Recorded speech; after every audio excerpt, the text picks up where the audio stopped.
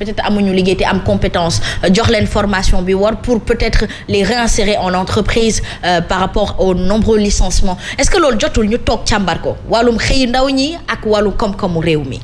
Mais c'était ça l'objet du dialogue ou contre-dialogue ou dialogue alternatif.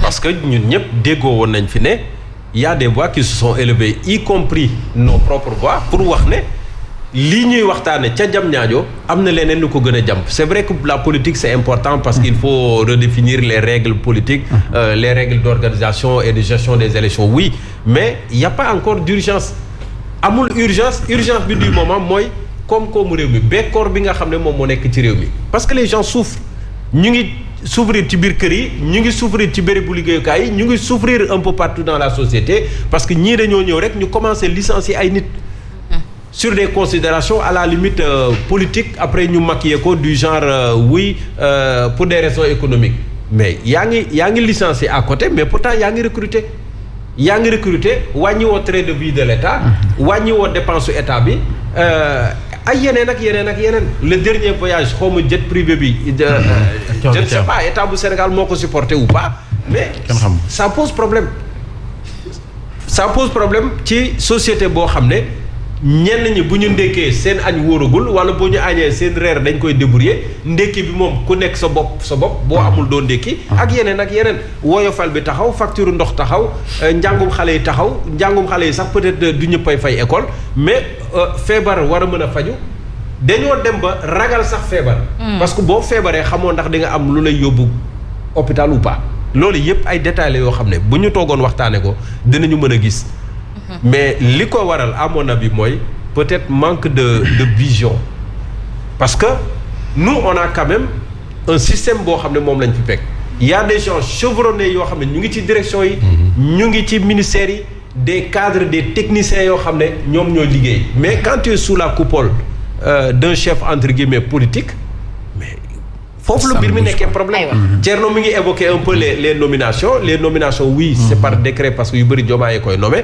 et nous on l'a élu parce que jox nañ ko pouvoir boobu mu fal au poste civil et militaire ku ko neex mais il y a des nominations yoo xam ne également bon on se pose des questions mais justement avec autant de secteurs Younoussa on alerte d'accord on alerte ndax régime bii nii du gàtt fan en tout cas daal lu ñu wone gum ba léegi nii moom ça ne rassure rien de bon quoi. ndax bu ñu boolee licenciement yi rien de bon parce que aussi mënoon nekk un pays comme le Sénégal le président le régime sortant avait posé les jalons on a vu les grands chantiers que le régime sortant avait laissé ici mais chantier yooyu au-delà de yooyu ñoom waroon nañu poser ñoom tamit des actes concrets mais ñoo ngi door a yegsi aussi est-ce que yàkkamtiwuñu est-ce que xaaruñu ci ñoom lu ëpp ñoom seen kattan ak seen mën-mën de toute façon ba léegi nii ñoom mun nañu sant yàlla ils n'ont pas une opposition comme ñoom nu ñu doon opposé voilà comme ñoom ñu ngi doon opposé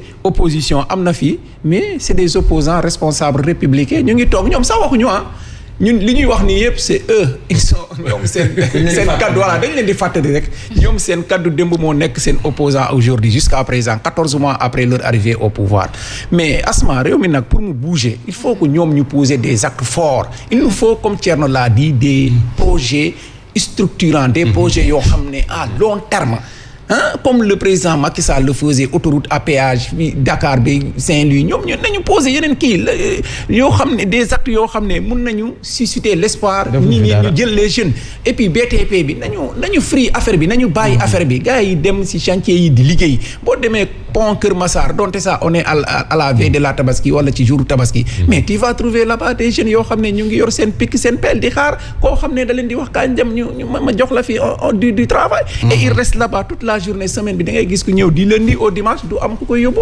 parce que tout est voilà ku koy jox liggéey parce que tout est bloqué te il faut qu'il bloque et c'est là où il faut vraiment saluer la contribution ou bien l'alerte du président de Gëm Sa Bopp parce que moom nag tamit loo ko mën a waxal il s'y connaît dans le domaine de l'économie au-delà de sa casquette de journaliste boo xam ne c'est sa formation son métier mais au moins nañu débloquer mbir mi ñu poser des actes bu dee amuñu xaalis ngallaawaay nañ dem uti ji xaalis. et dernier na élevage ñoom investir nañu 12 milliards investis dans le secteur 20 000 projets 2 milliards de francs CFA injectés dans l'aquaculture.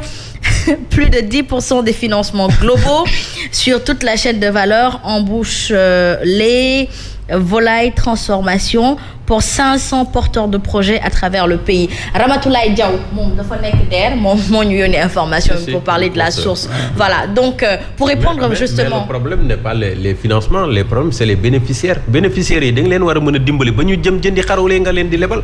Man loolu mooy sama problème. Léegi Ramatoulaye ñu bëgg wax quel est le message qu'elle peut délivrer? Mais pour parler de oui, on devrait investir dans l'élevage et elle nous fait comprendre que c'est fait. Ramatoulaye billaay ku baax la nag. Waaw ñu koy nuyu parce que lii mooy Sénégal débat. Rama na xam ne. waaw bu def dugalee fii xaalis da ko si war a dugal loolu kay def war a def loolu la ñuy xaar. voilà très bien li ñu xaar si moom. mooy koppar bu mujj jënd kay. Yéen tamit doo leen daanu de nangu leen. warul leble. waaw xanaa sax mu jëloon xaalis bi. jox leen ko ne ko dama jëndi xaalis. c'est ponctuel. financé dama jëndi xaalis. waaw ñu loolu la ñu wax mais Rama li nga wax nii. très bien. bu ko defee initiative bi moom vraiment nekkul initiative boo xam ne. mais ñi gërëm initiative populaire quoi. waaw Ramatoulaye Diaw ñoo ngi koy gërëm. di ko sant di ko nuyu. su koy gërëm di ko sant. waaw ay journaliste bu pondéré la moom aussi. mais kii sama sœur la Ramatoulaye defe naa Ramatoulaye mii. waaw sama sœur ba. ba ay 2011 yooyu defe naa ñu naan ànd ci kii de terrain bi. waaw maa ngi koy nuyu. mais li mooy Sénégal comme on dit quoi. La voix, tu as bien dit que dialectique et dialectale de la vérité, c'est la contradiction. C'est de cette discussion que j'ai la lumière. Mais Asma, lan la waroon wax. Mooy ñaata projet 500. Projet bu dee ñaar financement bi ñaata la. 12 milliards. Waaw 12 milliards nga wax sànq. waaw. Pape Amadou Gueye bi ko jiitee. li mu estimé besoin yi bu fekkente ne affaire entrepreneuriat des jeunes. il parle de 15 000 milliards. na tapé internet bi Google xam naa sax moom xam na ko parce que mi ngi ci institution bi xam na li may wax nii Asma. non moom laa lay wax Asma xoolal. béy ak li muy ratoo ku ko yaakaar doo mandi soow. financement taf yëngal lii nii jël ay ñetti dërëm jox nit ki li nga koy maye jël bu nekk chaque jour da nga koy jàngal mu dem nappi wala amambay. waaw moo gën da ngay dañuy jàngal nit ñi ni ñu nappi jee. loolu la ñuy xaar xam nga li ñuy wax ni yaa ngi dégg que. d'abord comme man li ma gisee nii mécanisme de financement bi kii nga xam ne am na doole ba pare pour man kii moom DER taxu ko woon jug. DER ñu ko tax a jóg mooy ñu mel ni Thierno Diop nga xam ne seen loxo jotul seen digg ginnaaw. très bien dégg nga. xëy bi moo fi dul mat. waaw mais man mii di wax ak yow j'ai été conseiller spécial. du directeur général de l'agence pour l'emploi des jeunes des banlieues AGEP. donc mécanisme bi xam naa ko gis nga xaalis bi ñu doon jox mënuñ ci créer dara. très bien da ngay toog di xool ni nit ñi rek. mënoo ci liggéey dara. Bon, round up un peu de l'état de certaines directions. Qu'en est-il de la direction de l'emploi? Parce que sous le régime de Macky Sall, bokk na ci direction yi ñu gënoon a dégg ci fin au règne Macky Sall. La direction de l'emploi aujourd'hui, on n'en entend plus parler du tout parce que c'est à travers l'employabilité que l'on peut employer les jeunes.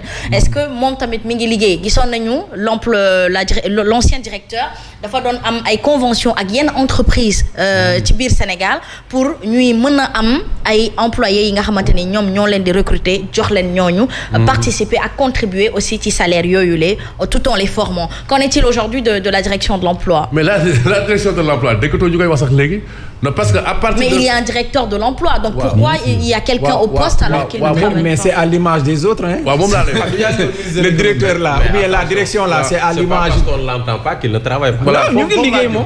foofu laa doon jëm sax les tonneaux vides. Mambay moom laa lay wax xam nga direction de l'emploi mooy lu normal Asma. Oui. Mais attends après dafa créé ay agences pour booster affaire yi ay agents yoo xam ne dañuy jox mission spécifique. vous voyez léegi politique agence yooyu nag moo daanu parce que après on s'est rendu compte que avant logique gu efficacité ak efficience la woon parce que booy direction de l'emploi mu nekk centrale ci centralu état bi. loolu dafa am ay lourdeur maanaam procédure dafay yéex.